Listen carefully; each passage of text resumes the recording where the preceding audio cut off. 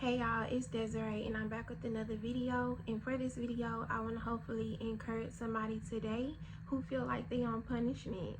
God keeps bringing this memory to mind and he led me to share it. When I was in high school, they used to have, teen parties and stuff like that. And I remember it was one night that I really wanted to go to this party, but my folks just were not having it. And I just remember being so upset in them and so disappointed. When you're a kid and your parents tell you no to something, it don't matter what it is. All you can think about, all you know is they told you no when you wanted to hear yes.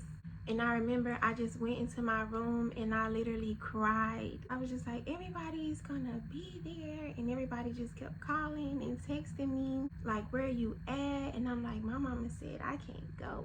But I just remember that whole night I had this eerie feeling. It was just something in me that was like, even though I really wanted to go to this party, I have a good feeling that I shouldn't be going. And lo and behold, the party ended up getting shot up. And when I heard that, I was just like, wow, I really felt guilty for being so upset with my parents. And the reason why I say I want to hopefully encourage those who feel like that they're on punishment is because for some of you, you're no longer a child, but you still feel like a child. You're an adult, but you still feel like, my daddy said I can't go to the party. Because, it's really easy to walk out in faith when you kind of got a roadmap, you kind of got an idea. God has kind of briefed you on what's to come, what's right around the corner. You could just kind of walk out in faith comfortably. But when all you hear is no, and you don't have a clear reason, and you don't hear no justification, because I wasn't in trouble, I wasn't on punishment, my room was clean, my grades were up, but yet I couldn't go to this party. It ain't as comfortable.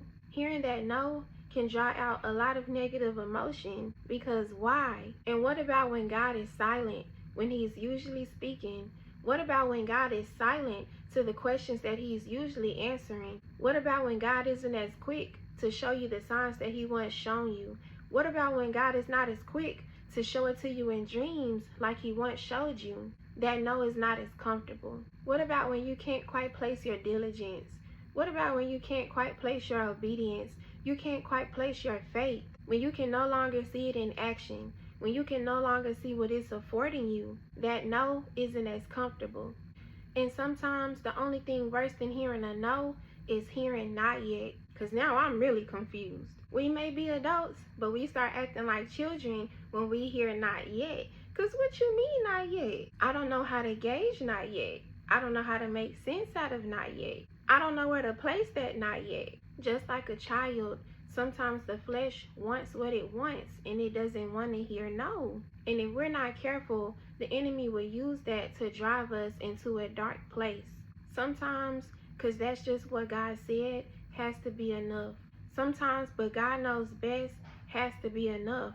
With the tears, with the upset, with the anger, amongst the confusion, amongst the letdown, sometimes we got to start seeing why not and start seeing what if.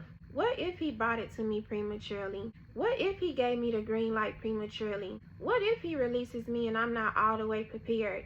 What could possibly be around the corner? What if he's protecting me from a lot more than I even realize?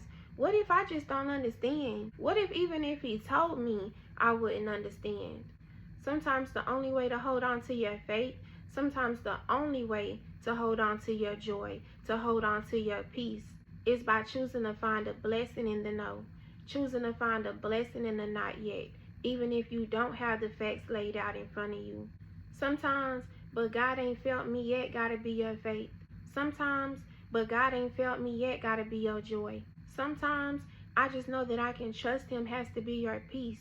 Because I'm willing to say that when God is doing some of the most greatest work in your life, it tends to look the most chaotic.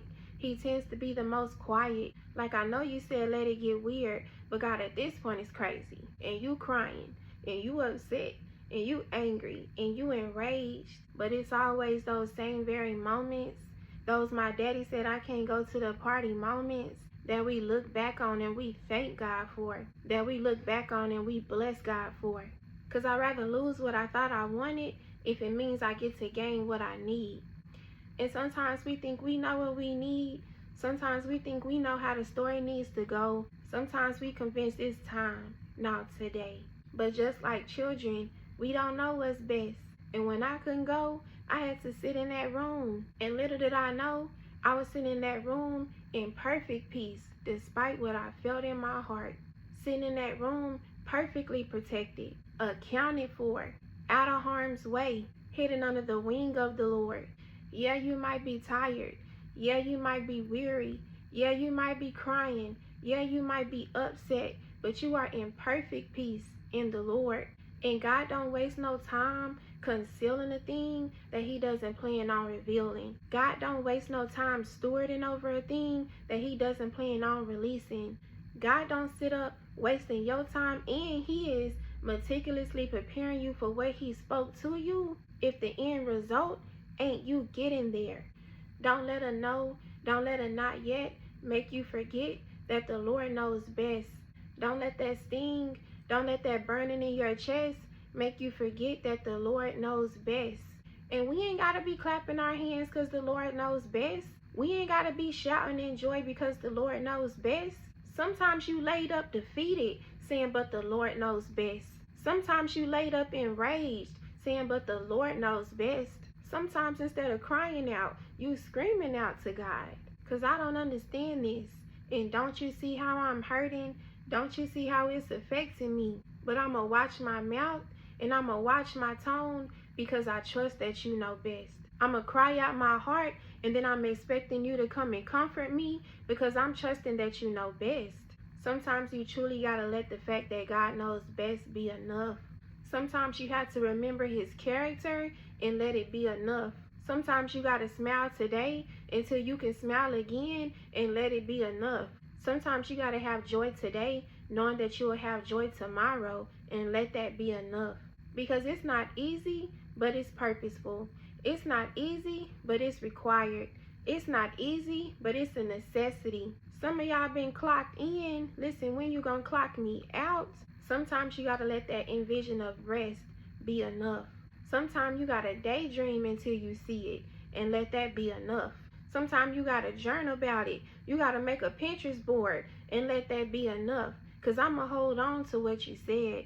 And I'ma respect the fact that this is a work, a mighty work. Cause why else would he tell you no? Why else would he tell you not yet when you've been faithful, when you've been diligent? I pray somebody let the Lord get the glory today. I pray that somebody remain seated so the Lord can get the glory today. I pray somebody don't lose hope so the Lord can get the glory today. You are not pushed to the side. The Lord has not pushed your emotions, your feelings to the side. The Lord is not blind to your tears. He's not deaf to your crying. He understands that it hurts. He knows that it hurts, and it hurts him that it hurts, but he understands that it's purposeful. And if God loves us how he loves us, and we think we love him, surely he wouldn't allow anything to stand against us if it was not purposeful. If God loves us more than we could ever love ourselves, if God knows us better than we could ever know ourselves, if God knows our hearts, our minds better than we can know it, then surely he wouldn't leave you nowhere unless it was purposeful. And sometimes that just has to be enough. Sometimes in order to find our praise again, that has to just be enough. Sometimes in order to find our strength again, that has to simply be enough. Because in a minute, you're going to see that it was never punishment. In a minute, you're going to see it was a blessing in every no. You're going to see it was a blessing in every not yet. What if God gave us a sneak peek? What if God truly let us in on what it is that he was doing, on what it is that he was bringing us to? I guarantee you a lot of us wouldn't be complaining about a no. A lot of us wouldn't have nothing to say about a not yet. Matter of fact, let me go sit down. Let me go shut up. Because surely the Lord is good. Do you got to see it? Or can your faith be enough? Oh, God. Do you got to see it? Or do you already have enough evidence? Have he already shown you enough proof? It's going to feel crazy. It's going to sound crazy. It's going to look crazy. The enemy is going to come up against you with all type of logical reasons why you should get up. Logical reasons why the Lord's way does not make sense. And it's going to agree with your flesh. It's going to make sense to your flesh because flesh understands logic. Flesh moves off reasoning. And that's why in spirit, your faith has to be enough. You have to make your faith enough before you see it. Yes, it feels crazy. Yes, it feels strange because you haven't seen it. You only know bits and pieces. Don't let the enemy step in and try to finish that story for you. Don't let the enemy step in and try to get you to forfeit the end of that story. You know that the Lord is good, or else you wouldn't still be trusting him. You wouldn't still be waiting, and you wouldn't still be working while you're waiting. God ain't set you down. God ain't placed you in a corner. God ain't put you in timeout. There was a work that needed to be done. And the work is endless, but you have been built. You have been prepared for this next new that you're stepping into. And the doors are going to open swiftly. The gates are going to open swiftly.